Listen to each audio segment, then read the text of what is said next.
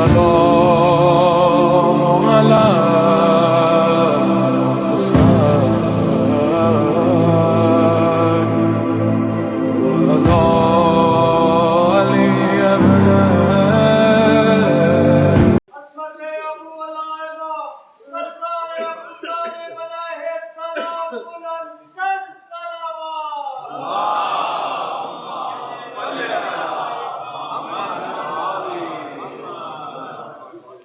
فاتحة. بسم الله الرحمن الرحيم. الرحمن الرحيم مالك يوم الدين إياك نعبد وإياك نستعين اهدنا الصراط المستقيم صراط غير المغضوب عليهم ولا الضالين. اللهم صل على محمد.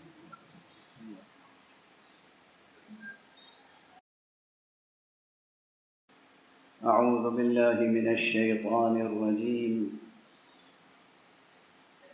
بسم الله الرحمن الرحيم. الحمد لله رب العالمين،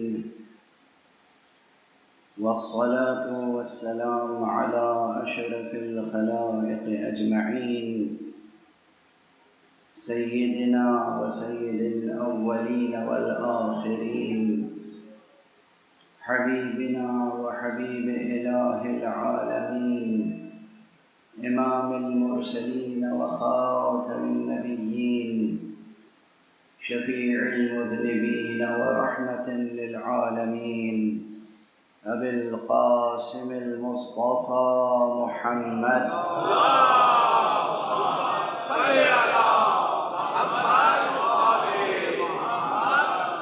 وعلى أهل بيته الطيبين الطاهرين الهداة المهديين المعصومين المظلومين، واللعنة الدائمة على أعداء الحق والدين.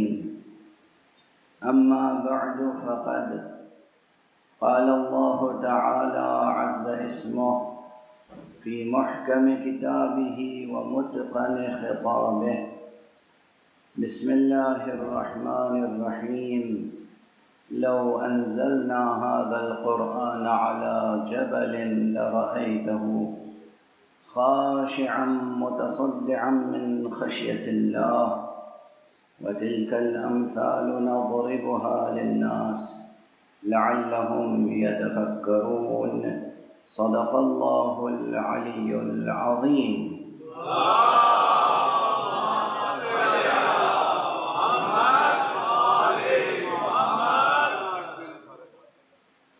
ایک اور بلند تر صلوات.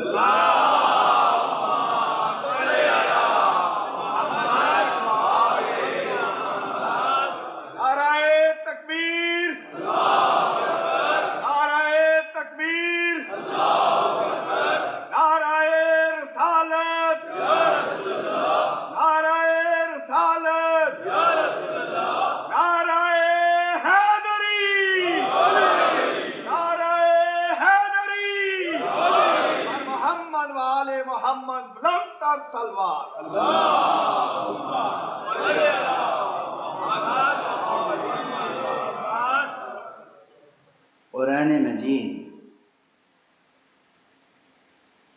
کے مقاصد کی گفتگو شروع ہوئی ہے. کسی بھی گفتگو کے تعلیمی طریقے الگ ہوتے ہیں اور خطابی اسالیب الگ ہوتے ہیں.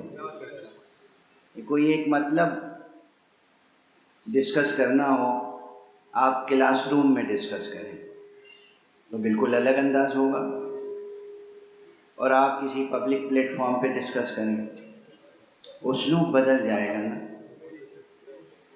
میں کوشش کرتا ہوں کہ دونوں اسالیب کو ساتھ ساتھ لے کے چلوں،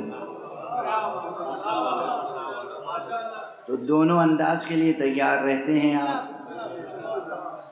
اب جو بات بہت آخر میں کہنی ہے نا وہ پہلے کہہ دوں آج، مقاصد قرآن تو اتنے ہیں جنہیں آپ شمار نہیں کر سکتے، مگر سب سے بڑا مقصد قرآن یہ ہے کہ تمام عالم بشری کو باب علم نبوی تک پہنچا دے۔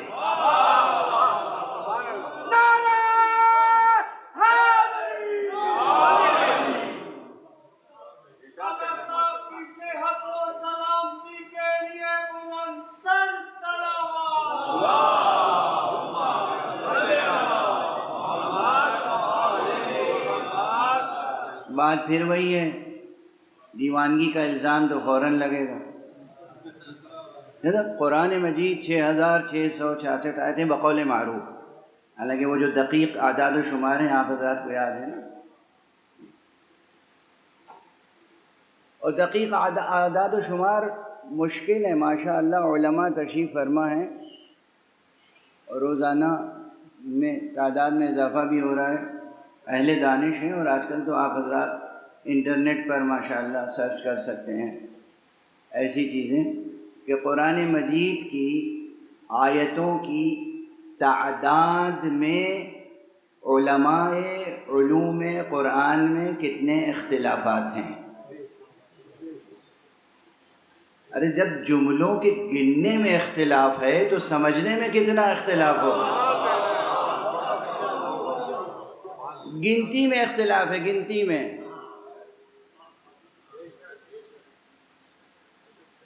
کہ قرآن مجید میں کتنے جملے ہیں، کتنے فقرے ہیں، کتنی آیتیں ہیں، اختلاف ہے۔ اور ماہرین میں ماشاءاللہ جنہیں بظاہر علوم رائجہ اور علوم دارجہ میں، جنہیں یعنی رسمی علوم میں، متعارف علوم میں، جن کو کملین میں شمار کیا جا سکتا ہے، کامل ترین افراد، محققین،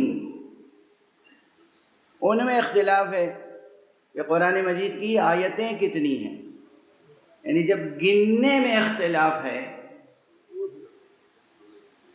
تو ان آیتوں میں جو مطالب ہیں، جو مضامین ہیں، اور یہ مضامین کس لیے ہیں، اہداف اور مقاصد کیا ہیں، اس میں کتنا اختلاف ہوگا۔ سو ہے ماشاءاللہ علماء میں، مفسرین میں، لیکن سب میرے سامنے آ جائیں تب بھی میں یہ بات ان سے منوا لوں گا، وہ اسے رد نہیں کر سکتے کہ اللہ نے قرآن کو نازل کیا ہے، اس میں جو اہم ترین مقاصد ہیں ان میں ایک بڑا مقصد یہ ہے کہ تمام عالم انسانی مصطفیٰ کے قدموں میں رہے صلی اللہ علیہ وسلم۔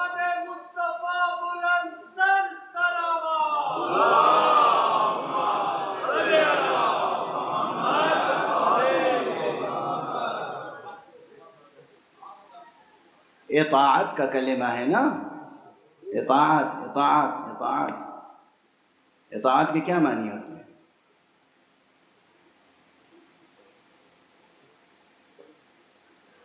اطاعت خدا کی ہو تو عبادت کہلاتی ہے، اطاعت مصطفیٰ کی ہو تو خدا کے احترام میں ہم اسے عبادت نہیں کہتے۔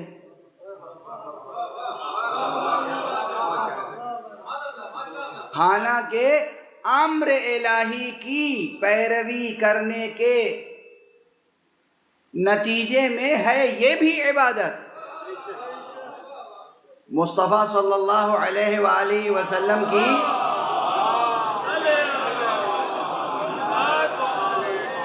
سیرت اور سنت پر چلنا عبادت الہی ہے،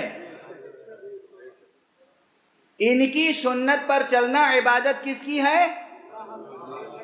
عبادت الہی۔ کوئی مغالطہ تو نہیں ہے نا اس میں، کوئی مبالغہ تو نہیں ہے۔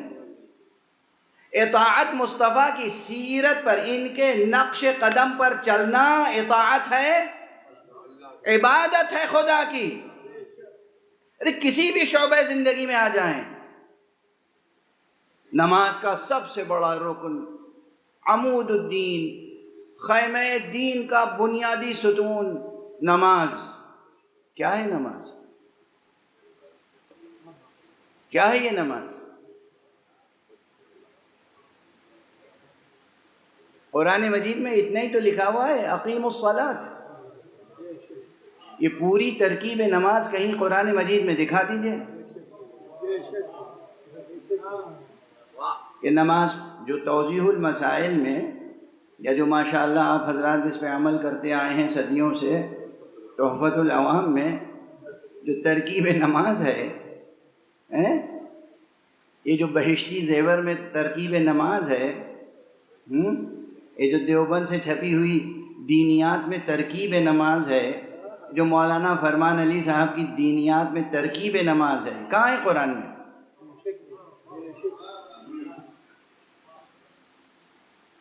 جب حاضر ہو بارگاہ الہی میں قبلہ رخ کھڑے ہو کر، قبلہ رخ کھڑے ہونے کا حکم ہے، نماز سے پہلے وضو کرنے کا حکم ہے.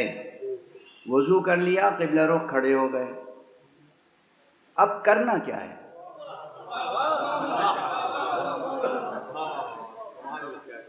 قبلہ آپ نے ماشاءاللہ کتنے برس قم میں گزارے ہیں؟ 20-21 سال قم میں رہے ہیں. ماشاءاللہ فاضل حوزہ ہیں، ماشاءاللہ مجتہد متجزی تو ہیں، اجازہ ہے ان کے پاس اجتہاد کا، مجھے علم ہے، مرد فاضل ہیں، پروردگار انہیں سلامت رکھے. یہ دوسرے عالم دین یہاں تشریف فرمائیں، یہ بھی ماشاءاللہ عالم فاضل، انہی سے پوچھ لیجئے. اب کیا کرنا ہے؟ قرآن سے دکھائیں، ہمیں قرآن میں دکھائیں. وضو کر لیا، قرآن میں لکھا تھا قبلہ رو کھڑے ہو گئے، کعبے کی طرف رخ کر کے، قرآن میں لکھا تھا. اب آگے کیا لکھا تھا؟ اقیموا الصلاۃ. اب کیا کرنا ہے؟ تکبیر نہیں، تکبیر سے پہلے اذان، اذان کے بعد اقامت، اذان اور اقامت کے درمیان دعا، اقامت اور تکبیرۃ الاحرام کے درمیان دعا، تکبیرات افتتاحیہ، پھر تکبیر جو رکن نماز ہے. یہی کہاں لکھا ہے کہ تکبیر رکن نماز ہے قرآن میں؟ بتائیے. چلیے آج مجمع کو چھوڑتے ہیں، ہم آپ مباحثہ کر لیتے ہیں. میں شاگرد، آپ استاد، آپ مجھے نماز سکھا دیجئے. بتائیے کہ نماز کے ارکان 5 ہیں، کہاں لکھا ہے قرآن میں؟ اور نماز شروع ہوگی تکبیر سے اور ختم ہوگی سلام پر، کہاں لکھا ہے قرآن میں؟ قاعدہ کیا ہے؟ جب آپ پہل کسی سے روبرو ہوتے ہیں تو کہتے ہیں سلام، تو جب قبلہ رو کھڑے ہوئے تو کہنا چاہیے تھا السلام علیک. سلام سے شروع ہوتی ہے نا گفتگو. نماز سلام سے نہیں شروع ہو رہی ہے، تکبیر سے شروع ہو رہی ہے. جس کلمے سے ہم اپنی ملاقات شروع کرتے ہیں اس کلمے پر نماز ختم ہو رہی ہے.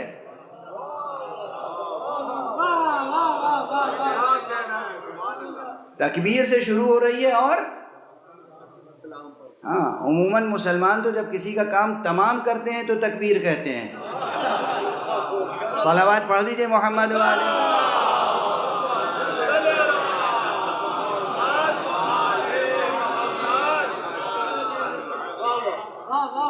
ملاقات کے آغاز میں تو تکبیر نہیں کہتے. بھئی یہ کیا ترکیب ہوئی؟ تکبیر سے شروع ہوئی، پھر کیا کریں؟ سورہ الحمد پڑھنا ہے. کہاں قرآن مجید میں لکھا ہے کہ پہلی رکعت میں سورہ الحمد پڑھنا ہے؟ کہاں ہے قرآن مجید؟ میں آپ کے ہاتھ پہ قرآن لا کے رکھ دیتا ہوں، دکھا دیجیے. اچھا، اس کے بعد سورہ الحمد کے بعد فوراً رکوع میں چلے جائیں گے؟ نہیں، ابھی کچھ اور قرآن پڑھنا ہے. یہ بھی قرآن میں کہاں لکھا ہوا ہے؟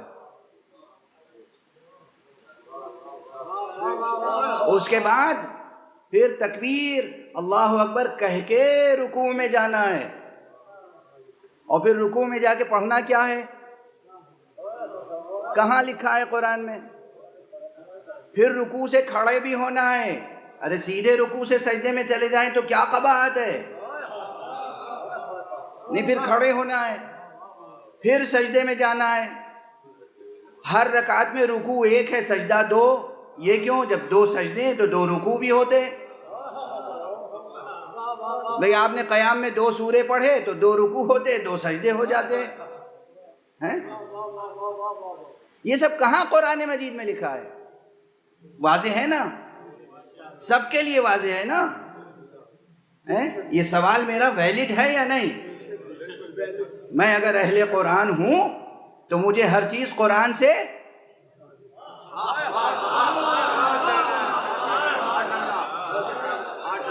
چاہیے۔ ندا آئے گی، اب یہ میرا پرانا جملہ ہے، میں اس منبر سے کہہ چکا ہوں مگر پھر دہرا رہا ہوں، پروردگار عالم نے قرآن کو نازل کیا ہے اس صنعت کے ساتھ کہ امت کبھی محمد سے بے نیاز نہ ہو سکے۔ صلوات پڑھ دیں محمد عالم۔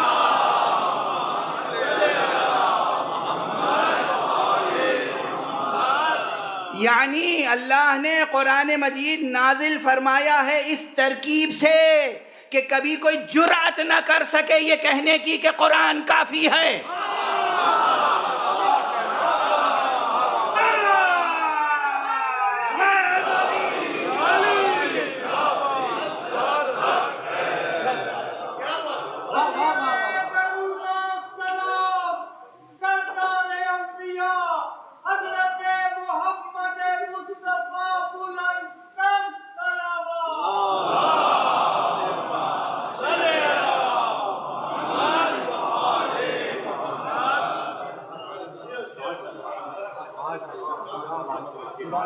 کبھی کوئی جرأت نہ کر سکے، یہ جسارت نہ کر سکے، یہ گستاخی نہ کر سکے، یہ غلطی نہ کر سکے، یہ گناہ نہ کر سکے کہ مصطفیٰ کے سامنے کہے قرآن کافی ہے۔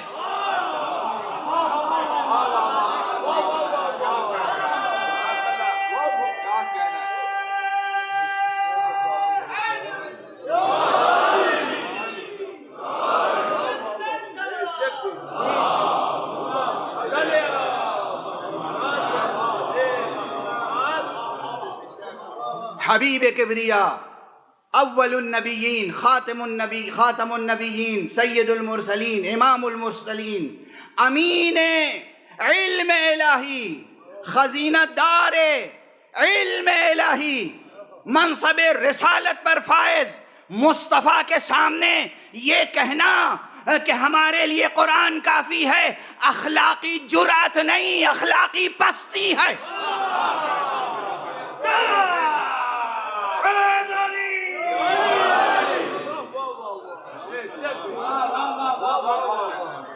یہ مورل کریج نہیں ہے۔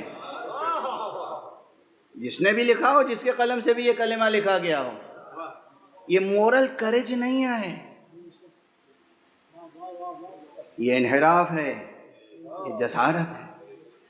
اول تا آخر قرآن مجید اس صنعت میں نازل ہوا ہے کہ سرکار رسالت مآب سے بے نیاز نہ ہو سکے امت۔ وہ پروردگار جس نے وضو کی ترکیب لکھ دی قرآن مجید میں، وضو کی ترکیب لکھ دی، چہرہ دھو، ہاتھوں کو دھو اور سر پہ مسح کرو اور پاؤں پہ مسح کرو۔ ہم یہی ترجمہ کرتے ہیں، اور وہ ظاہر ہے جب آیتوں کی گنتی میں فرق ہوا تو ترجمانی میں بھی فرق ہوا، یہ تو پہلے ہی کہہ چکا ہوں نا۔ کوئی کہتا ہے مسح کرو، کوئی کہتا ہے پاؤں دھو لو، ٹھیک ہے، ہم اس میں ابھی بحث میں نہیں پڑتے۔ جیسے وضو کی ترکیب قرآن مجید میں لکھ دی اللہ نے، جیسے آپ کی میراث کیسے تقسیم ہوگی یہ بات لکھ دی اللہ سبحانہ و تعالیٰ نے قرآن میں۔ میراث معاملہ تھا حقوق العباد کا، معاملہ تھا آپ کا، آپ کی نسلوں کا، آپ کی فلاح و بہبود کا، دنیاوی فلاح و بہبود۔ اللہ نے قرآن مجید میں لکھ دی، تو نماز کیوں نہیں لکھی؟ پورا طریقہ قرآن مجید میں نماز کا ہونا چاہیے تھا۔ نماز کیا ہے پھر؟ نماز سر بسر سیرت معصوم مصطفیٰ کا آئینہ ہے. یہ سیرت پیغمبر. اللہ نے کہا نماز پڑھو، اقیم الصلاۃ. مصطفیٰ نے جس طرح نماز پڑھی بس وہ نماز ہو گئی. واضح ہے، واضح ہے.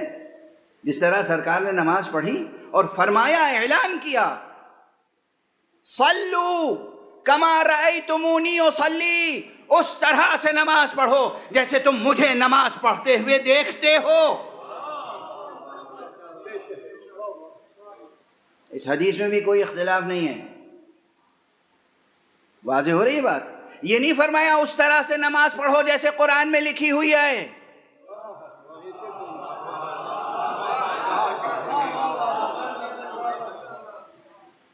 کبھی کبھی مولانا ایک چھوٹی سی بات پھیلتی چلی جاتی ہے، کیا کروں، مجبوری ہے. لیکن میں سمجھتا ہوں کہ اسی طرح بات مجمع میں بیٹھے ہوئے آخری آدمی تک پہنچ جاتی ہے. یہ نہیں فرمایا حضور نے نماز پڑھو جس طرح قرآن مجید میں لکھی ہوئی ہے، نہیں. صلو کما رأیتمونی اصلی، اس طرح نماز پڑھو جس طرح مجھے نماز پڑھتے ہوئے دیکھتے ہو. اب پھر اختلاف نماز میں کیوں ہو گیا؟ جیسے قرآن کی آیتوں کو گننے میں اختلاف ہو گیا، ویسے رسول کی سیرت کو پڑھنے اور سمجھنے میں اختلاف ہو گیا. اور کیوں اختلاف ہو گیا وہ تو قرآن مجید میں مل جائے گا. سورہ جمعہ پڑھ لیجئے. بھئی رسول کیسے نماز پڑھتے تھے یہ وہی بتائے گا نا جو شروع سے آخر تک توجہ اس کی رسول اور رسول کی نماز پر رہے.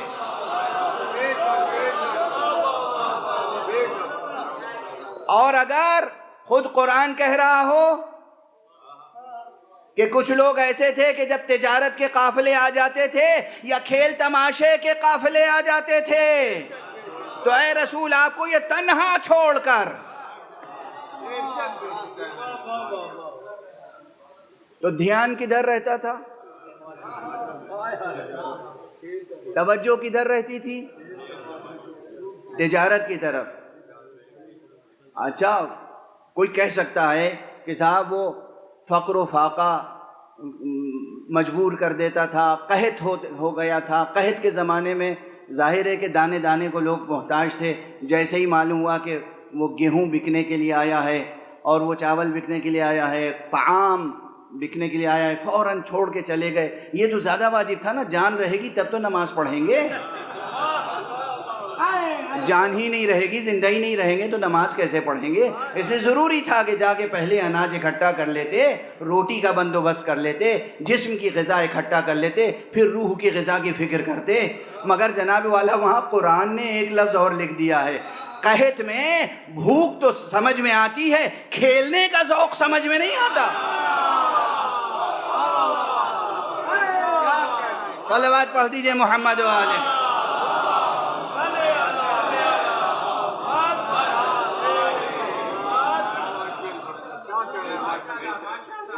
وَإِذَا رَأَوْا تِجَارَةً أَوْ لَهْوًا انفضوا إِلَيْهَا وَتَرَكُوكَ قَائِمًا. جب یہ دیکھتے ہیں تجارت کا کارواں اور قافلہ، اور صرف تجارت کا کارواں نہیں، تجارتاً او لہون. لہو کسے کہتے ہیں؟ دھان کے کھیت کو.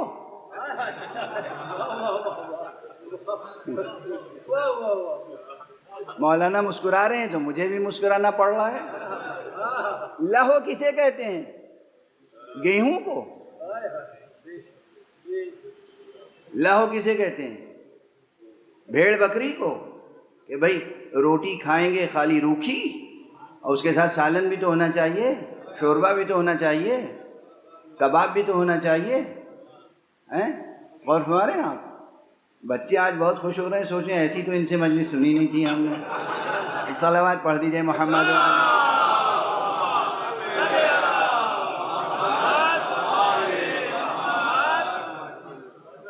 کیا کہنے بات سمجھنے کی ہے کہ تجارتاً او لہون، جب یہ تجارت کا قافلہ آتا ہے یا مداری آ جاتا ہے کھیل کود لے کے، تو کیا کرتے ہیں؟ ترکو کا قائمہ،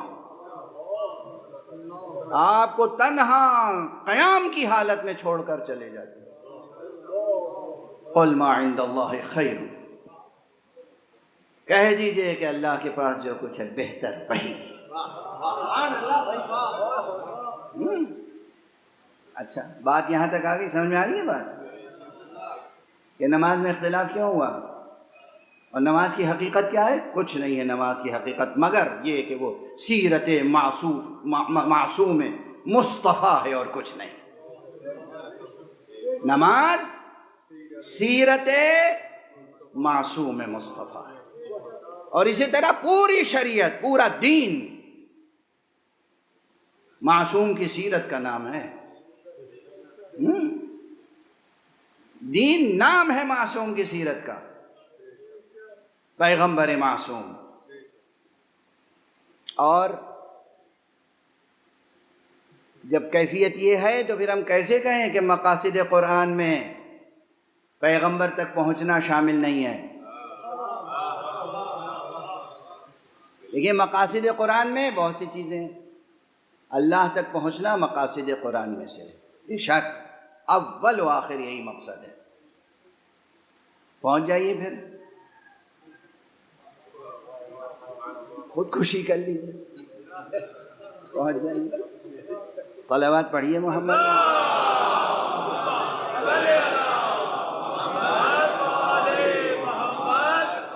اللہ کی بارگاہ میں پہنچ جائیے، خودکشی کر لیجیے۔ ارے مر کے کون ملے گا؟ اللہ مل جائے گا۔ یہ نہیں ہے نا طریقہ اللہ تک پہنچنے کا، پھر کیسے پہنچا جائے؟ کون بتائے گا؟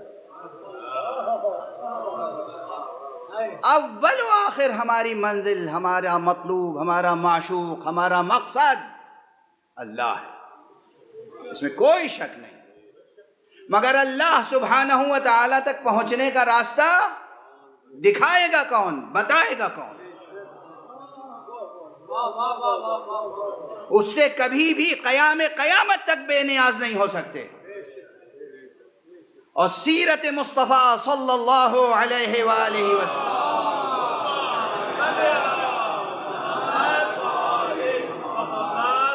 سے بے نیاز نہیں ہو سکتے، اور ان سے بھی بے نیاز نہیں ہو سکتے جو یہ کہنے والے ہوں، یہ بتانے والے ہوں کہ سیرت مصطفیٰ کو دیکھنا ہو تو مجھے دیکھو۔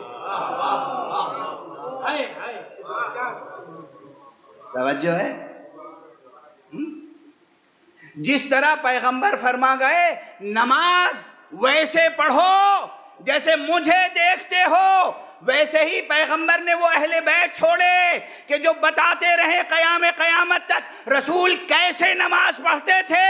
دیکھنا ہو تو مجھے دیکھو۔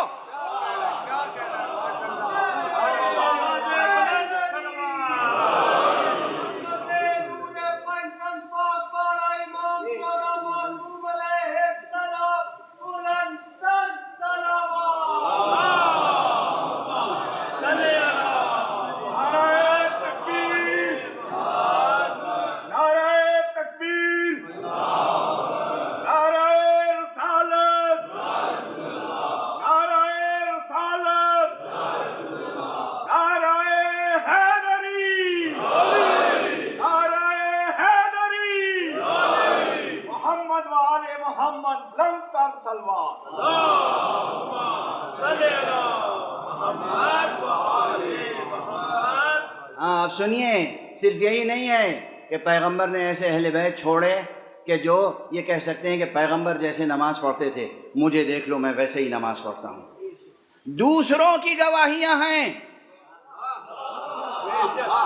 اور صحیح ترین مجموعوں میں حدیثوں کے صحیح السند بخاری اور مسلم کے شرائط پر وہ حدیثیں موجود ہیں کہ جہاں حضور کے وصال کے تقریباً 25-26 سال بعد جب امیر المؤمنین علی ابن ابی طالب علیہ السلام نے نماز پڑھی ہے تو اصحاب نے تصدیق کی، آج بہت دنوں کے بعد ویسی نماز پڑھی جیسی رسول اللہ پڑھا کرتے تھے۔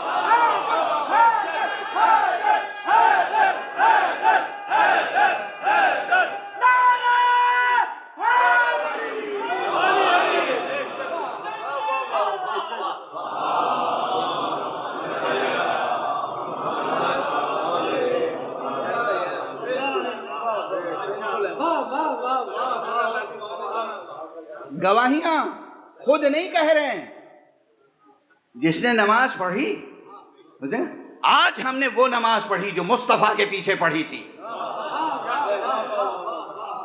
یعنی اس عرصے میں نہ جانے کیا کیا کچھ نماز میں ہو گیا۔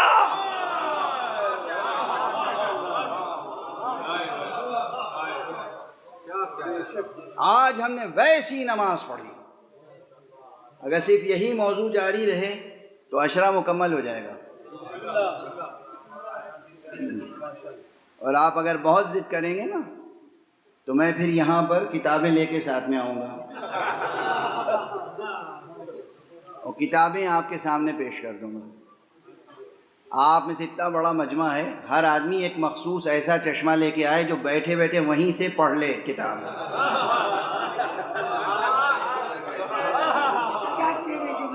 میرا وعدہ، میں تو ظاہر اتر کے اگر ایک ایک کے پاس جاؤں، دیکھو یہ پڑھو، یہ پڑھو، یہ پڑھو، یہ پڑھو، تو کیا ہوگا حشر؟ مجلس منتشر ہو جائے گی، اس لیے مجھے مجبوراً یہاں بیٹھنا ہوگا۔ اب میں یہاں کتاب رکھ لوں اور کتاب کھول کے آپ کے سامنے بیٹھ جاؤں، آپ سے سب سے کہوں کہ سب لوگ اپنی آنکھوں سے پڑھ لیں، تو ایسا چشمہ لانا ہوگا نا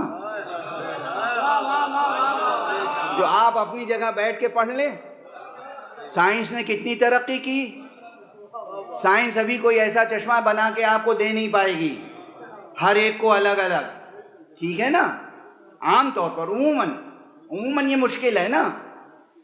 ارے جب یہ چشمے کا وجود ہی نہیں تھا اس وقت تک اہل بیت مصطفیٰ میں ایسے بچے ہوتے تھے جن کے بارے میں گواہیاں ہیں کہ یہ آغوش مادر میں ہوتے تھے، گہوارے میں ہوتے تھے اور لوح محفوظ کی تلاوت کیا کرتے تھے۔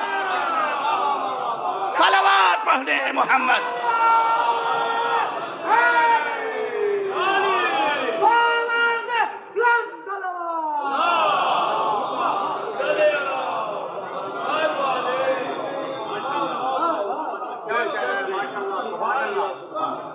حسن مجتبی، خاص طور سے امام حسن کے لیے یہ روایت موجود ہے کہ تم حسن کو کیا سمجھتے ہو؟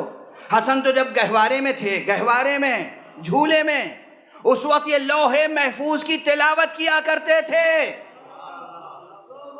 کیا نگاہ حسن مجتبی تھی، ہیں گہوارے میں، مدینے میں، خانہ پیغمبر میں، خانہ زہرا میں، اور تلاوت کر رہے ہیں۔ اس گھرانے میں آفتاب آمد، دلیل آفتاب۔ یہ بیٹا کس کا ہے؟ یہ بیٹا گہوارے میں اگر لوح محفوظ کی تلاوت کر رہا ہے تو بیٹا اس کا ہے جو گہوارے میں قرآن مجید کی تلاوت کیا کرتا تھا۔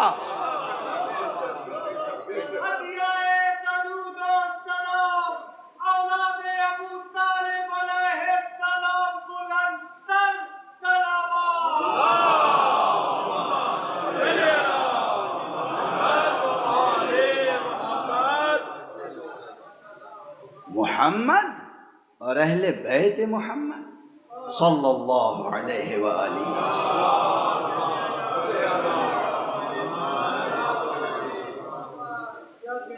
اب یہ ستم ہے، کیا کروں میں؟ بالکل الگ رخ، مولانا کا چہرہ دیکھ کے آج رخ پھر بالکل بدل گیا، پتہ نہیں کیا کیا مطالب میں سوچ کے آیا تھا، اور ممبر پر آنے کے بعد ایک دم رخ مڑ گیا۔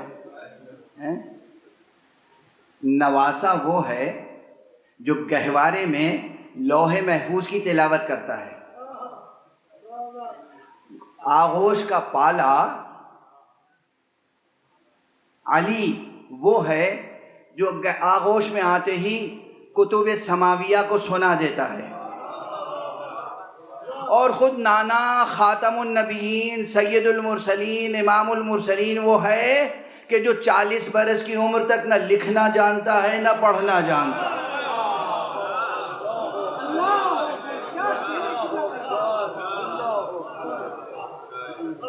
ایک زور سے اللہ اکبر کہیے۔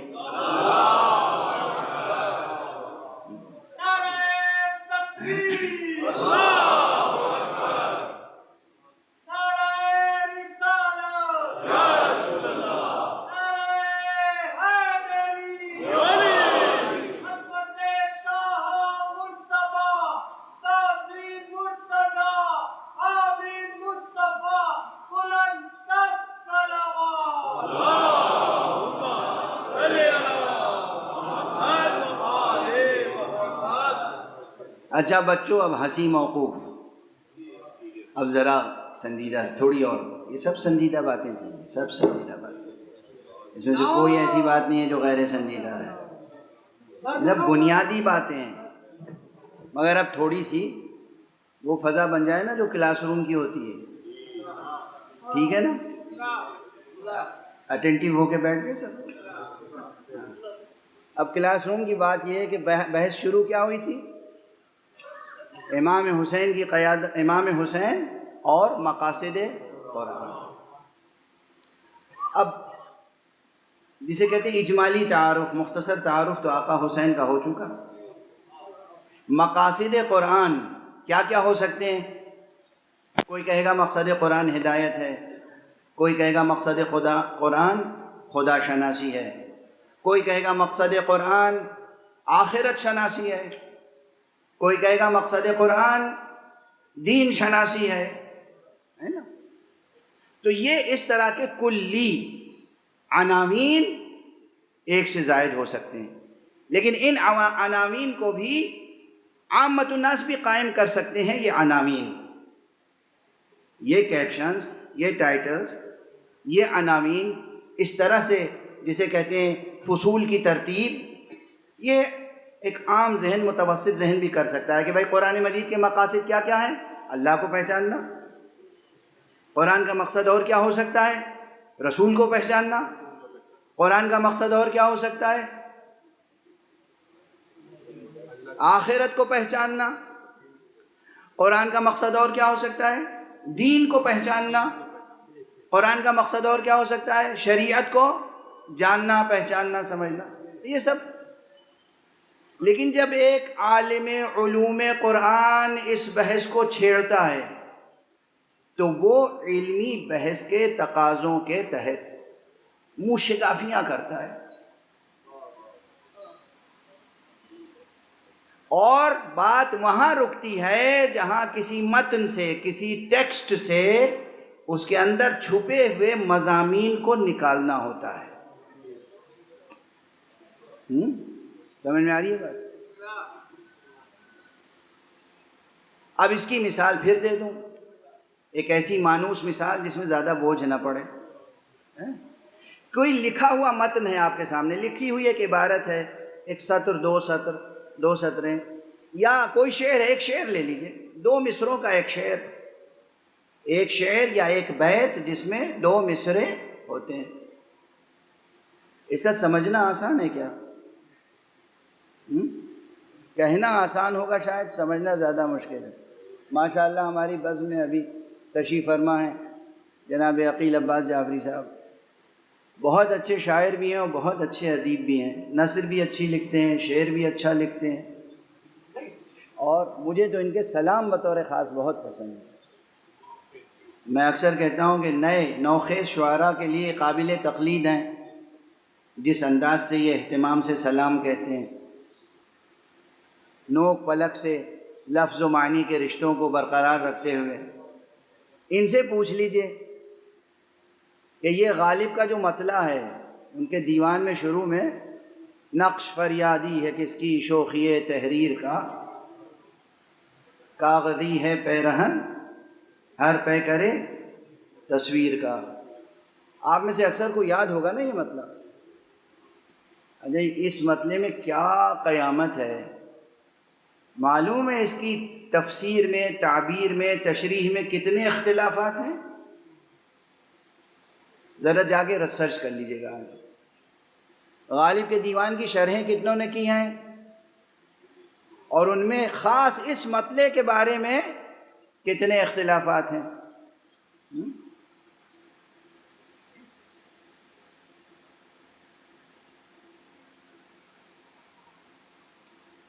میں تو بس یہ سمجھتا ہوں کہ غالب کا یہ مطلب، پہلے اپنی رائے دے دوں پھر دوسروں کی رائے نقل کروں گا۔ غالب کا یہ مطلب جو دو مصرے ہیں اس میں جو بھی کہا ہو غالب نے، مگر ایک چیز مجھے نظر آتی ہے کہ مقام حمد میں اظہار عاجزی ہے فقط۔ مقام حمد میں اظہار عاجزی ہے فقط، یہ بھی ایک مصرع ہو گیا۔ غالب نے دو مصروں میں اور اس کے درمیان جو کچھ کہا تھا وہ میں نے ایک مصرے میں کہہ دیا۔ اس کی تو داد دے دیجئے نا، ایک صلوات پڑھ دیجئے نا۔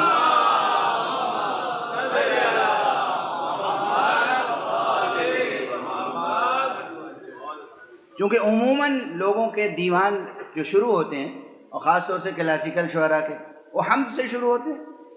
اللہ کی ستائش، ثنا، حمد، پھر نعت، پھر منقبت، یہ طریقہ رائج تھا۔ اور غالب اس دور میں پلے ہیں اور پروان چڑھے ہیں کہ جو دور بنیادی طور پہ مذہبی تھا۔ واضح ہے نا؟ اگر غالب کے کلام اور اس کی شخصیت کے زمکانی مطالعے سے آپ گزریں،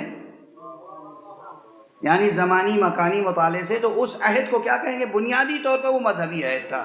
عام طور پہ لوگ مذہبی ہوا کرتے تھے، بنیادی نصاب میں مذہب داخل تھا، ٹھیک ہے نا؟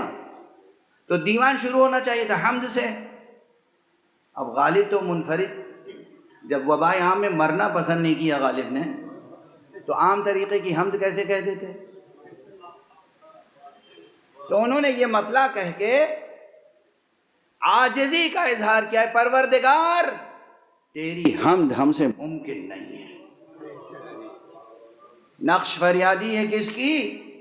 شوخی تحریر کا۔ یہ کس کی یہ جو انشائیہ اسلوب ہے، استفہام ہے،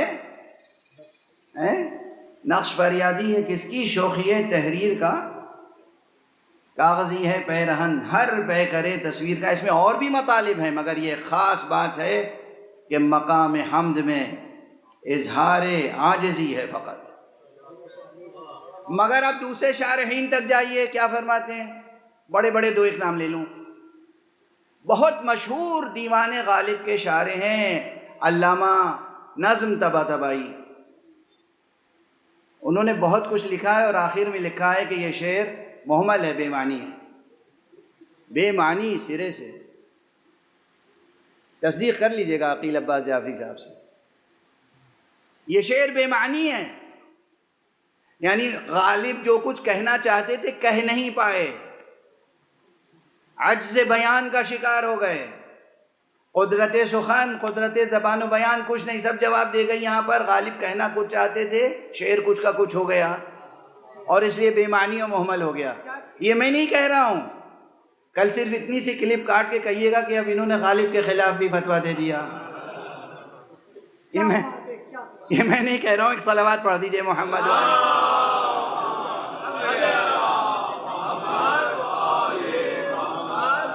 اچھا دیکھیں، میں گھڑی دیکھ تو رہا ہوں بار بار، مگر آج جلدی ختم کرنے کا ارادہ نہیں ہے،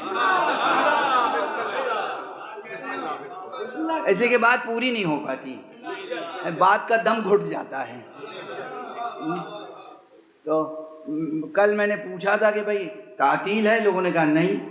آج میں نے معلوم کر لیا ہے کہ تعطیل کا روز ہے۔ ایک صلوات پڑھ دیجئے محمد۔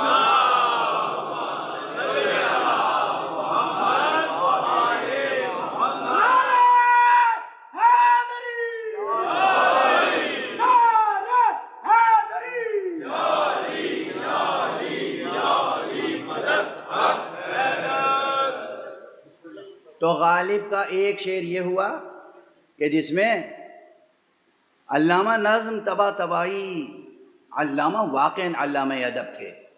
عربی پر وہ مسلط تھے، فارسی پر وہ مسلط تھے، اردو پر وہ مسلط تھے، یعنی سلطنت ادب کے حکمراں تھے. وہ خسرو سلطنت ادب تھے. وہ کہہ گئے کہ غالب کا یہ شعر یہ مطلب بے معنی ہے. دوسرے صاحب یوسف سلیم چشتی یا اس طرح کے اور قبیل کے لوگ، یہ سب عالم، فاضل، ادیب، شاعر، نقاد، صاحب نظر ہیں. انہوں نے کہا ان دو مصروں میں، اس ایک مطلع میں غالب نے اپنا پورا نظریہ حیات بیان کر دیا ہے. اب دیکھیے کجا وہ بیان اور ایک یہ بیان، کتنا فرق ہے دونوں میں. سمجھ میں آئی بات؟ یہ مثال ضروری تھی، میں سمجھتا ہوں کہ ایک ٹیکسٹ ہے آپ کے سامنے، کچھ الفاظ ہیں، کچھ عبارتیں ہیں. ان الفاظ اور عبارتوں کو سمجھنے میں جاہلوں میں اختلاف نہیں ہے.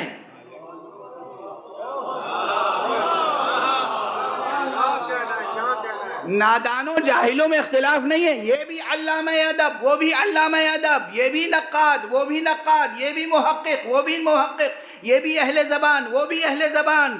آپ کسی کو کم تر نہیں ثابت کر سکتے. یہ کہہ رہے ہیں شعر محمل ہے، وہ کہہ رہے ہیں شعر میں پورا نظام حیات پیش کر دیا ہے. جب عبارتوں کی تفسیر اور تعبیر میں اتنا اختلاف ہو سکتا ہو تو پھر کچھ ایسے اصول ضروری ہیں جو عبارتوں سے مطالب کو ثابت کرنے اور ظاہر کرنے اور معین کرنے میں، مراد متکلم کو معین کرنے میں مدد دیں کہ دراصل کہنے والے نے کیا کہنا چاہا ہے، اس کی مراد کیا ہے، اس کا مقصد کیا ہے. اس گوہر مقصود تک پہنچنے کے لیے کچھ اصول چاہیے. یہ اصول ہمیں علوم بلاغت میں ملے، اور جو علماء بلاغت بھی کام نہ کر سکے وہاں آگے بڑھ کے علماء فقہ و اصول نے کام کیا.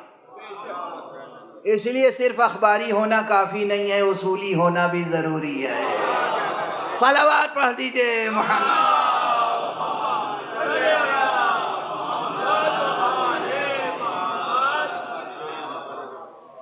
یاد رہے گی بات؟ اگر اصول درمیان میں نہیں ہوں گے تو کیسے طے ہوگا؟ سمجھ میں آ رہی ہے بات؟ میں نے مثال محسوس دی اردو کی، اس لیے آج ہی جو چاہے وہ جا کے انٹرنیٹ پر چیک کر لے. کتنی شرحیں لکھی ہیں لوگوں نے غالب کی، اور ہر شارح نے کتنا ایک دوسرے سے اختلاف کیا ہے، ایک دوسرے سے نقطہ نظر کتنا مختلف ہے، بالکل متضاد حدوں تک. تو اب اگر فقہا کے فتاوی میں اختلاف ہے تو یہ نہ سمجھیے کہ ان کے نفس نے وہاں پر نفس داخل ہو گیا، خواہش نفس داخل ہو گئی، یا جہالت ہے، یا سازش ہے، یا سیاست ہے. نہیں، کچھ ایسے اسرار ہیں زبان کے، کچھ ایسے مراحل ہیں تفہیم میں، افہام و تفہیم میں، جہاں اختلاف ہوتا ہے اور ناگزیر طور پر ہوتا ہے. اب جب اس حد تک اختلاف ہو ممکن تو ہمیں اصول چاہیے، یعنی ایسے قاعدے، ایسے ضابطے جو یہ چیک کر کے بتا سکیں کہ یہ جو تم نے لکھا ہے یہ 2 2 4 اسے تم سمجھ رہے ہو مگر یہ ہے نہیں 2 2 4. یا اگر وہاں لکھا ہوا ہے واقعاً 2 2 4 اور آپ نہیں سمجھ پا رہے ہیں تو وہ آپ کو اصول بتا دے کہ دیکھو لکھا ہے 2 2 4، تم سمجھ نہیں پا رہے ہو. واضح ہے؟ مثلا کوئی ہم سے پوچھے کہ صاحب آپ نے یہ اصول دین یا اصول مذہب 5 کیسے بنا لیے، اسے قرآن سے دکھائیے. تو میں کہوں گا قرآن مجید تو پورا قرآن ماشاءاللہ ہے، اس میں سب کچھ ہے. یہ 5 اصول، توحید، نبوت، امامت، قیامت اور توحید کے ساتھ عدل، یہ سب سورہ حمد ہی میں موجود ہے. اب شروع ہو جائے گا اختلاف، کہاں ہے سورہ حمد میں؟ اب یہاں پر ٹھہر کے پھر ایک بات آگے کر دوں کہ جن علماء نے علم مقاصد القرآن کو تدوین کیا، علم مقاصد القرآن، انہوں نے یہ بات لکھی ہے صاف صاف کہ کچھ بڑے بڑے مقاصد تو پورے قرآن کے ہیں، لیکن اس میں ہر سورے کا مقصد الگ ہے، ہر سورے کا ایک مقصد ہے، اور ہر آیت کا اپنا ایک مقصد ہے۔ یاد رہے گی بات؟ کتنی پیچیدہ بحث ہے۔ یہ 3 مجلسیں گزشتہ تو صرف آپ کا ذہن بنانے میں گزر گئیں۔ مقاصد القرآن، اس میں کچھ تو بڑے بڑے مقاصد ہیں، معلوم ہے، خدا شناسی، آخرت شناسی، نبوت شناسی ہے، لیکن ہر سورے کا ایک مقصد ہے، ہر آیت کا ایک مقصد ہے، قرآن مجید کے ایک ایک فقرے کا ایک مقصد ہے۔ توجہ ہے؟ تو کتنا پھیلا ہوا وسیع علم ہے یہ۔ اس قدر وسیع علم کا احاطہ کرنے کے لیے سوائے کسی معصوم کے اور کسی کو رہبر نہیں بنایا جا سکتا۔ یا حسین کو رہبر بناؤ، یا حسن کو رہبر بناؤ، یا ان کے والد ماجد، والد گرامی کو، اس امام کو رہبر بناؤ جو کہتا ہوا گزر گیا، سلونی سلونی قبل ان تفقدونی، مجھ سے پوچھو قبل اس کے کہ میں تمہارے درمیان نہ رہوں۔ آپ پڑھ لیجئے صلوات۔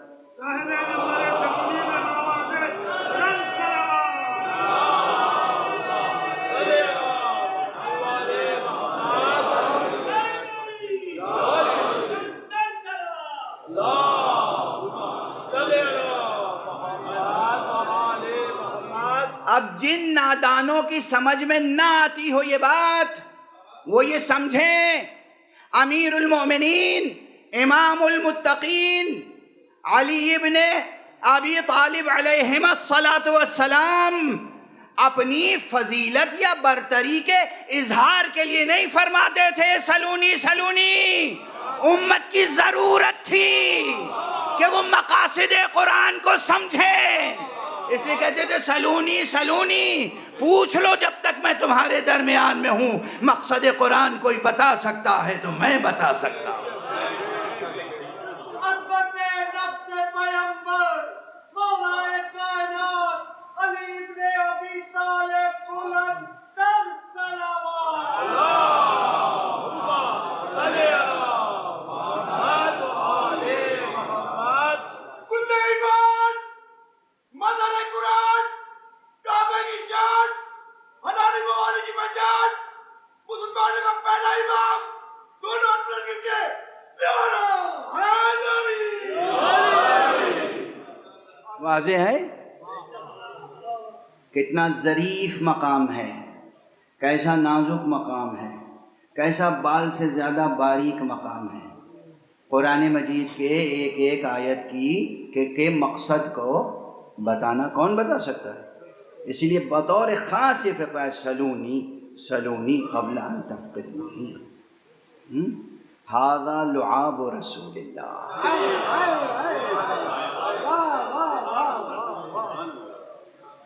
ھذا لعاب، ھذا صفحۃ العلم،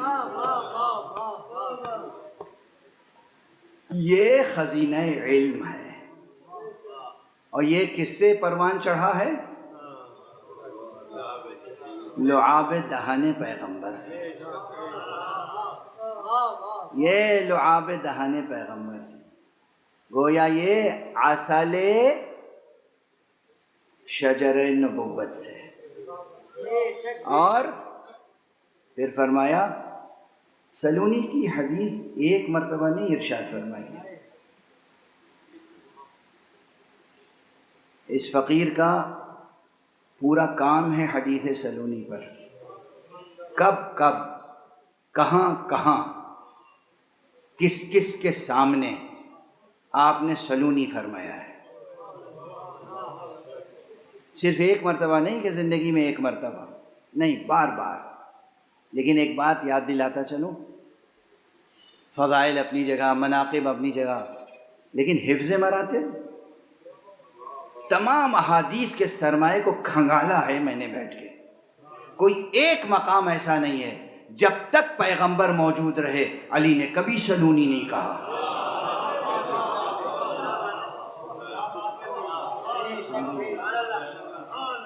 پیغمبر موجود ہے، حضور موجود ہے، اسے کہتے ہیں حفظ مراتب. آج کل تو ماشاءاللہ ہر شاگرد کی خواہش ہوتی ہے کہ میں اپنے قدموں سے کیسے استاد کو روند کے آگے نکل جاؤں. ہاں، ہم ایسے ہی دور میں آ گئے، ایسا ہی زمانہ ہے. ویسے ہمیشہ سے یہ رجحان رہا ہے. وہ عربی کا ایک شاعر تھا، بہت پہلے اس کا شعر ہے اپنے شاگرد کے بارے میں کہ وقد علمتہ علم القوافی فلما قال قافیۃ ہجانی. میں نے ہی تو اسے شاعری سکھائی، قافیے کا علم سکھایا، اور جب اس نے پہلا شعر کہا تو میری ہی حجو میں کہا. فلما قال قافیۃ ہجانی. بہرحال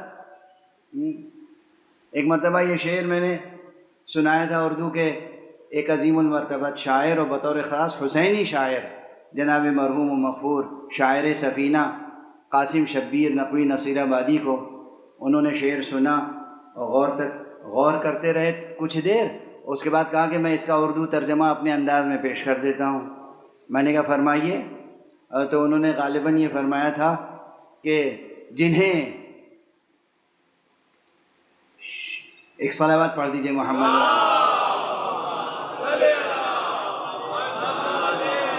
شعور حرف و حکایت جنہیں دیا ہم نے، شعور حرف و حکایت جنہیں دیا ہم نے، ہمارا ذکر وہ کرتے ہیں کس برائی سے.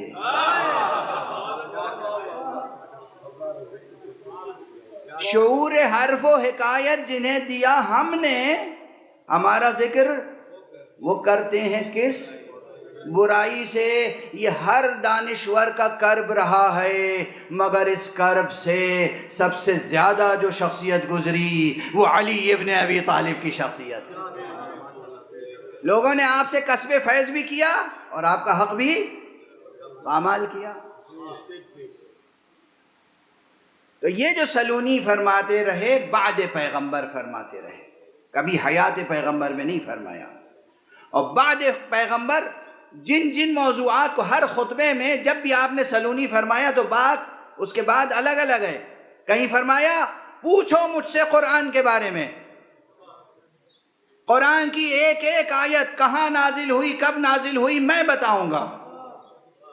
کبھی فرمایا کہ مجھ سے پوچھو قیام قیامت تک ہونے والی کوئی بھی بات مجھ سے پوچھ لو، خدا کی قسم میں تمہیں بتاؤں گا.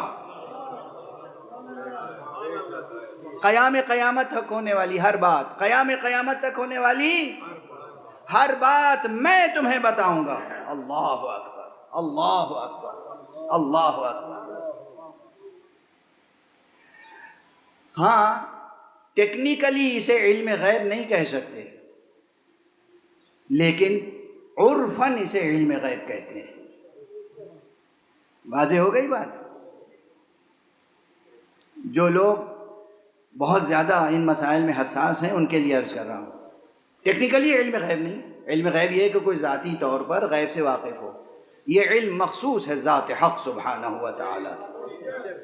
اللہ کے علاوہ کسی کو غیب کا علم نہیں ہے ذاتی طور پر، مگر اللہ سے جو علم کا استفادہ کرے، اللہ جس کے لیے علم کا افاضہ فرمائے، اللہ جسے علم دے دے اس کے پاس وہ علم ہوگا.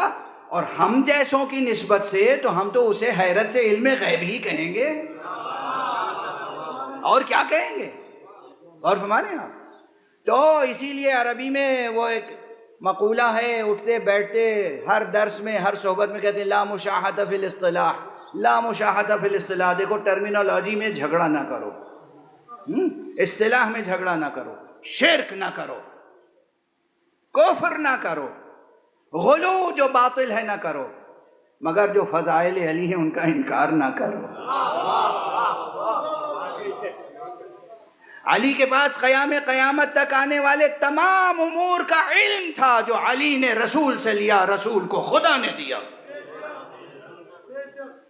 علی کے مرتبے کو محفوظ رکھو، اور یہ سمجھ لو کہ مقاصد قرآن میں سے ایک بڑا مقصد یہ ہے، مقاصد قرآن میں سے ایک بڑا مقصد یہ ہے کہ وابستہ باب مصطفیٰ رہو،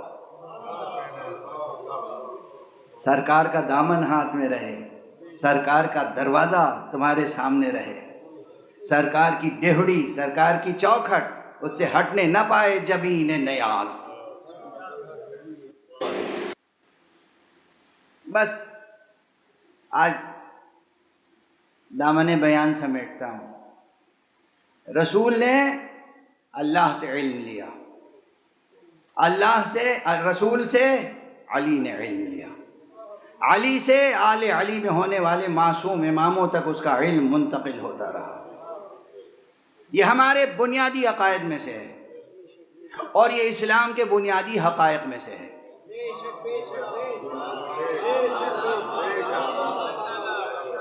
یہ اسلام محمد علی محمد بلندر صلوات۔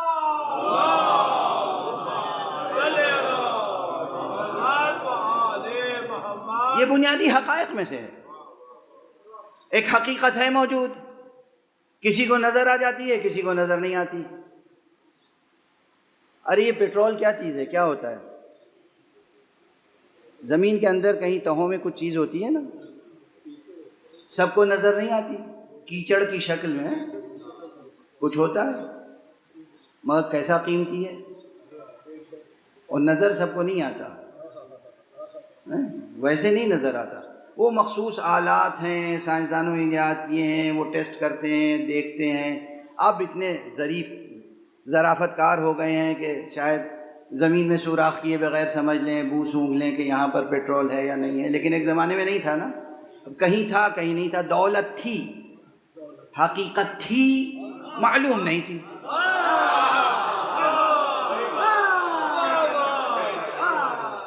اگر کسی کو معلوم نہیں ہے کہ اہل بیت کے پاس کیا ہے تو اپنا جہل دور کرو، اہل بیت کا انکار نہ کرو۔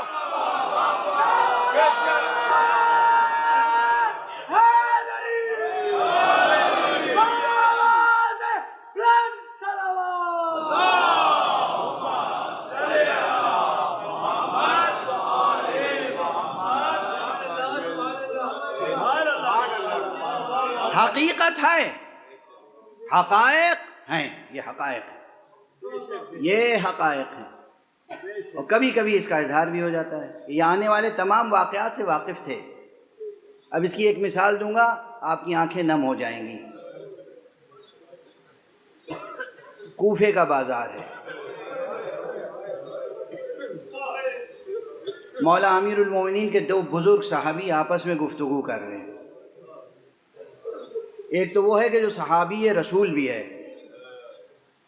حضرت حبیب ابن مظاہر، صحابی رسول، صحابی رسول۔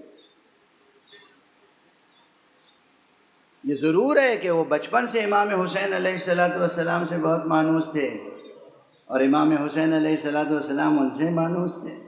تو یہ صحیح ہے جو کہا جاتا ہے بچپن کے دوست، مگر بچپن کے دوست کے یہ معنی کبھی نہ لیے جائیں کہ گویا بالکل ہم سن تھے، اور کوئی کہتا بھی نہیں ہے۔ غالباً میں نے بھی کبھی یہ بات کبھی آپ کے سامنے گزارش نہیں کی، تو یہ غلط فہمی نہ ہو۔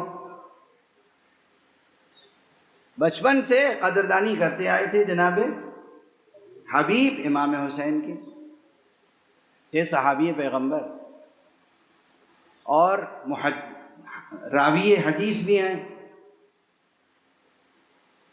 اب ان کی حدیثوں میں ایک حدیث ذکر کر لینے دیجئے، اس کا تعلق بھی فضائل سے ہے،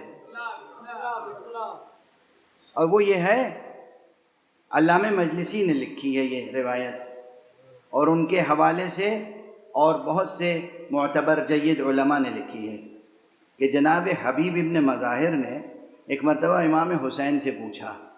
اب یہ دیکھیے، اس طرح کے مکالمے صرف منقبت و فضیلت کے سمجھے جاتے ہیں. یہ پورے ورلڈ ویو، پولیٹیکل نہیں، سائنٹیفک، کاسمولوجیکل، فلسفیکل ورلڈ ویو، اور یعنی نظریہ زمان و مکان پر اور نظریہ حیات پر اور نظریہ وجود پر روشنی ڈالتے ہیں اگر گہری گفتگو کرتے چلے جائیے. فرماتے ہیں حضرت حبیب کہ میں نے پوچھا امام حسین سے کہ ای شیء کنتم قبل ان یخلق اللہ سبحانہ وتعالی یا قبل ان یخلق اللہ عز وجل آدم، جب اللہ نے آدم کو بھی پیدا نہیں کیا تھا اس وقت آپ کیا شے تھے؟ آپ لوگ کیا تھے؟ آپ حضرات کیا تھے؟ یہ محمد، علی، فاطمہ، حسن، حسین، یہ انوار قدسیہ کیا تھے؟ ایو شیء کنتم، آپ کیا تھے؟ کہاں؟ قبل ان یخلق اللہ سبحانہ وتعالی آدم کو جب اللہ نے خلق نہیں کیا تھا، خلق سے پہلے آپ کیا تھے؟ تو آپ نے فرمایا کننا اشباح نور ندور حول عرش الرحمن، ہم نور کے پیکر تھے، عرش رحمان کے گرد طواف کیا کرتے تھے. وَنُعَلِّمُ الْمَلَائِكَةَ التَّسْبِيحَ وَالتَّهْلِيلَ وَالتَّحْمِيدَ، اور ملائکہ کو تسبیح الہی، تہلیل الہی، تحمید الہی تعلیم کیا کرتے تھے.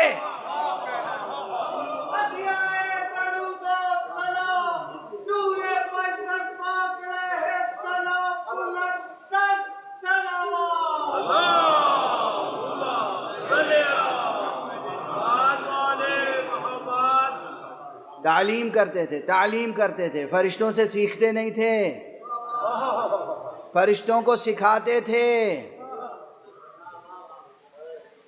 ارے اس خاندان کے افراد کے بارے میں لوگ کہتے ہیں کلمہ پڑھا تھا نہیں یا نہیں کہ جنہوں نے فرشتوں کو لا الہ الا اللہ پڑھایا ہو،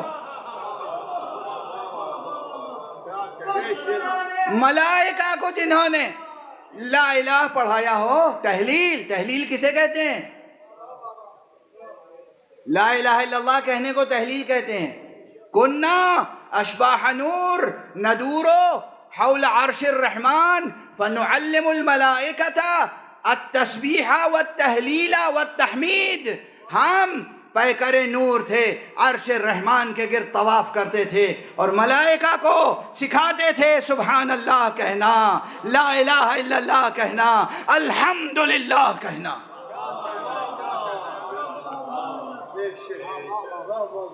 یہ حبیب جنہوں نے یہ روایت نقل فرمائی، یہ حبیب بازار کوفہ میں ہے اور ایک طرف میثم تمار ہے. دو روایتیں الگ الگ ہیں، ایک مقام پہ میثم تمار اور حبیب کی گفتگو، ایک جگہ حضرت مسلم ابن عوسجہ اور حبیب کی گفتگو. دونوں ایک دوسرے سے اپنی اپنی موت کی خوش ہو کے باتیں کر رہے ہیں. سننے والوں سے یہ باتیں برداشت نہیں ہو رہی ہیں، سمجھ نہیں پا رہے ہیں. کہتے ہیں ہم تو ان کو زاہد ترین مقدس ترین لوگ سمجھتے ہیں، کتنی جھوٹی باتیں کر رہے ہیں، کیسی باتیں کر رہے ہیں. دیکھا آپ نے، جب علم نہ ہو تو کیا ہوتا ہے. ارے جناب حبیب ابن مظاہر کا ایک مرتبہ تھا کوفے میں، عالم کی حیثیت، فقیہ کی حیثیت سے اور شجاع کی حیثیت سے، یعنی مرد میدان علم بھی تھے اور مرد میدان کارزار بھی. حبیب کا بڑا مرتبہ تھا. جب جناب مختار آئے تھے کوفے میں تو جناب حبیب اور مسلم ابن عوسجہ پیش تھے ان کی حمایت میں، کوئی چھپی ہوئی شخصیت نہیں تھی. امام حسین کی بیعت لینے میں آگے تھے. جب حالات بدلے تو مصلحتاً مجبور ہو کر خود کو پوشیدہ کیا. یہ جو ایک دوسرے سے اپنی موت کی اطلاع دے رہے تھے، خبر بتا رہے تھے، کیفیت موت. میرے مولا نے کہا ہے میں تو اس طرح سے میری زبان کاٹی جائے گی، اس طرح سے مجھے سولی دی جائے گی. ادھر ہی کہہ رہے تھے کہ اس طرح سے میری یہ سفید داڑھی خون سے رنگین ہوگی. اور لوگ حیرت زدہ ہو کے سن رہے تھے. یہ کہاں سے علم آیا تھا ان کے پاس؟ نہ حبیب علم غیب جانتے تھے، نہ میثم تمار، یہ شاگرد تھے باب مدینۃ العلم کے، یہ وہی صاحب منبر سلونی کے شاگرد تھے، تو انہیں آنے والے تمام واقعات کا علم تھا، معصومین کو علم تھا۔ یہ الگ بحث ہے، یہ بحث آسان نہیں ہے، سمجھنا اور سمجھانا آسان نہیں ہے، مجھے معلوم ہے، لیکن میں عرض کر رہا ہوں یہ ہمارے بنیادی عقائد میں سے ہے، کوئی اس کا انکار نہ کرے، اور اس کی اب سطحی تعلیم حاصل کر کے یہ 2-4 کتابیں فقہ و اصول کی اور 2-4 مضامین بعض مفکرین کے پڑھ کے اور جناب والا انکار کرنے لگے، خدا را ایسا نہ کیجیے، نہ اپنے اوپر نہ اپنے سامعین پر ظلم نہ کیجیے۔ جن کی آپ تربیت کر رہے ہیں ان کو بے تربیت نہ بنائیے۔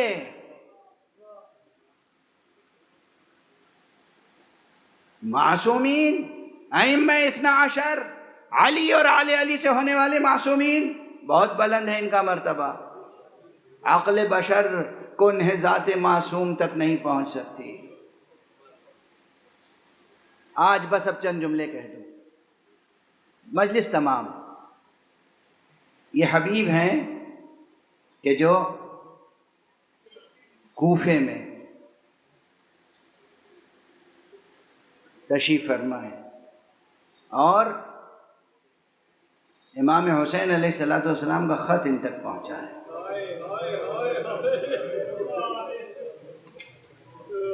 میں تذکرہ کر چکا ہوں پہلے بھی، پھر کر رہا ہوں۔ یہ ایک روایت جو مشہور ہے، چلی آ رہی ہے، اس کی اصل و اساس کیا ہے، اس پر تحقیق کی ضرورت ہے۔ تاریخ کے دامن میں کوئی مسئلہ ایسا نہیں ہے جس میں اختلاف نہ ہو، چنانچہ بعض حضرات یہ سمجھتے ہیں کہ جناب حبیب خود صبح عاشور پہنچے ہیں کربلا، کوئی کہتا ہے 8ویں محرم کو پہنچے ہیں کربلا، کوئی کہتے ہیں 6 محرم کو کربلا پہنچے ہیں۔ کتابوں میں یہ روایتیں بھی ہیں کہ اصلاً کربلا نہیں پہنچے ہیں حبیب۔ توجہ رکھیے گا، اب ظاہر ہے کہ سوالات پیدا ہوں گے، جستجو بیدار ہوگی۔ کہتے کوفے سے پہلے ہی حبیب نکل گئے تھے، اور جب مکے سے امام چلے ہیں تو راستے میں امام کے ساتھ ملحق ہو گئے تھے۔ بھئی یہ وہ ہستیاں تھیں جنہیں اللہ کی راہ میں حسین کے رکاب میں جان دینے کا شوق تھا، عشق تھا۔ تاریخ کربلا ابھی بہت کچھ اس پر تحقیق کرنا باقی ہے، اقوال ہیں کتابوں میں موجود۔ یہ سب بحثیں اس لیے عوام الناس میں نہیں کی جاتی کہ اب آج سے بحث شروع ہو جائے گی، اب تک کیا سنتے آئے، کس نے کیا کہا، کیوں کہا، اب تک کیوں نہیں پڑھا گیا یہ مسئلہ، وغیرہ وغیرہ۔ اصل چیز کیا ہے، جزئیات، یا اصل چیز حبیب کا وہ جذبہ ہے کہ کس طریقے سے امام پر قربان ہوا جاتا ہے۔ حبیب اور مسلم ابن اوسجہ دونوں ساتھی ہیں، دونوں ہم عمر ہیں۔ کربلا میں جب جنگ چھڑی ہے تو ان کا جذبہ دیکھ لیجئے۔ حملہ اولا کے بعد جب بہت سے اصحاب حسین شہید ہو گئے، جب غبار چھٹا تو دیکھا کہ مسلم ابن اوسجہ ریڑیاں رگڑ رہے ہیں۔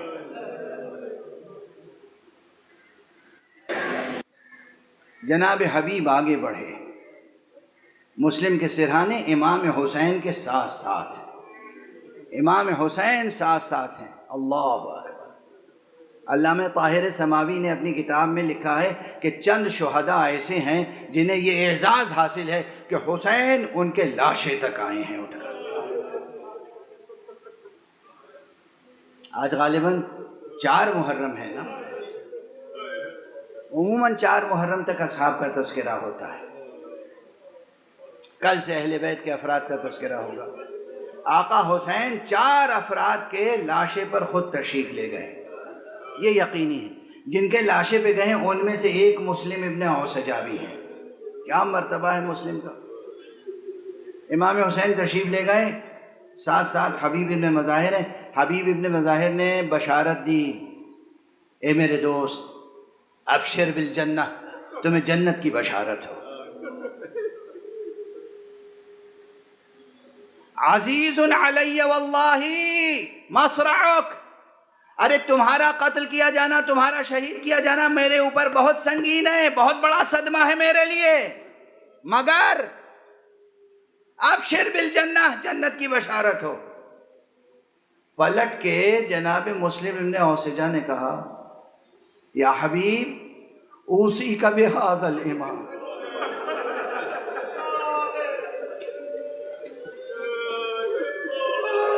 قاتل دونہ حتی تموت، اے حبیب میں اس امام کے لیے وصیت کر رہا ہوں، جب تک تمہیں موت نہ آ جائے امام سے دفاع کرتے رہنا اور امام کے قدموں میں جان دینا۔ کیا جذبے ہیں، کیا جذبے، کیا فداکاری کا جذبہ ہے، کیا ایثار کا جذبہ ہے، کیا جان نثاری کا شوق و شغف ہے۔ اور حبیب نے یہی کیا بھی، حبیب نے یہی کیا۔ حبیب نے جو قربانی دی وہ اور بہت بڑی قربانی ہے۔ ادھر امام حسین نماز ظہر ادا کرنے کے لیے کھڑے ہوئے، ادھر کسی شقی نے گستاخی کی امام کی شان میں، بس اب امام کی شان میں چونکہ گستاخی تھی تو حبیب نے اس کو جواب دینا ضروری سمجھا۔ امام سے فرمایا آقا اب میں جنت میں آپ کے جد کے ساتھ نماز پڑھوں گا، آپ نماز پڑھیں، میں اس ذلیل انسان کو، اس شقی کو جواب دینے کے لیے آگے بڑھ رہا ہوں۔ حبیب نے جنگ کی، اور جب حبیب شہید ہوئے ہیں، بس 2-3 فقرے عرض کروں گا، اب خود طاقت نہیں رہ گئی۔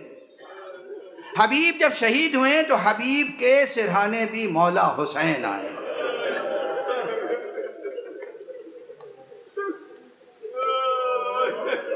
اس نقطے کی طرف غالباً پہلی بار میں توجہ دلا رہا ہوں۔ کیا فضیلت ہے حبیب کی، کیا فضیلت ہے حبیب کی۔ لاشا حبیب کا ہے، سرہانے آقا حسین آئے ہیں اور فرماتے ہیں عند اللہ احتسب نفسی وحمات اصحابی، ارے میں اللہ کے پاس اجر حاصل کرنے کی امید رکھتا ہوں، اپنے نفس کے لیے بھی اور اپنے بہترین اصحاب کے لیے بھی۔ اللہ اکبر، حبیب کے سرہانے کھڑے ہو کر نفسی کہنا بہت غور طلب ہے۔ عند اللہ احتسب نفسی، نفسی سے مراد خود آپ کا نفس، لیکن کچھ اور بھی ہو سکتا ہے۔ بلاغت کا باب کھلا ہوا ہے، بات تمام ہوئی، بات تمام ہو گئی، مجلس آج طویل ہو گئی، لیکن ابھی حبیب پر گریے کا حق ادا نہیں ہوا۔ تو بس ایک بات یاد دلا دوں اور گفتگو تمام کر دوں گا۔ حبیب شہید ہو گئے، کربلا جب تمام ہوئی سب کے سر کاٹے گئے، حبیب کا سر بھی کاٹا گیا۔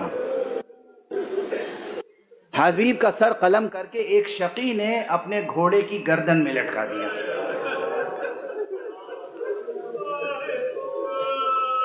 جب یہ قافلہ کوفے میں پہنچا تو کوفے میں حبیب کا بیٹا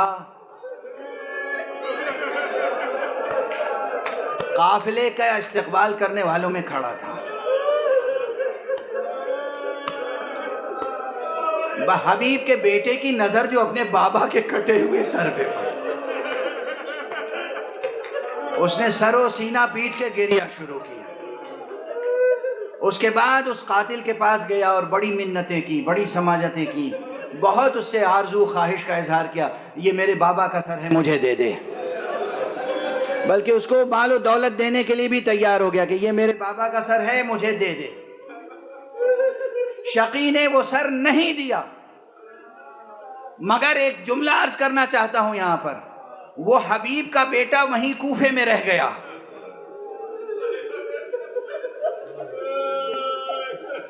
بعد میں حبیب کے بیٹے نے اس قاتل سے باپ کا انتقام بھی لیا، خود اپنی شمشیر سے۔ یہ سب تاریخ میں موجود ہے۔ میں بس ایک جملہ کہہ کے خاموش ہو جاؤں گا، آپ اپنے سینوں میں دھڑکتے ہوئے دلوں کا جائزہ لیں۔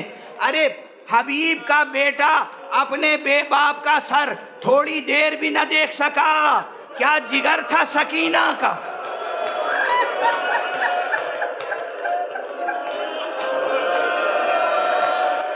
ارے کیا جگر تھا زینب کا، کیا جگر تھا ام کلثوم کا، کیا جگر تھا علی ابن الحسین کا. کربلا سے کوفہ، کوفے سے شام تک نگاہوں کے سامنے مسلسل نوک نیزہ پر حسین کا سر ہے، عباس کا سر ہے، علی اکبر کا سر ہے، قاسم کا سر ہے، اور قافلہ چلا جا رہا.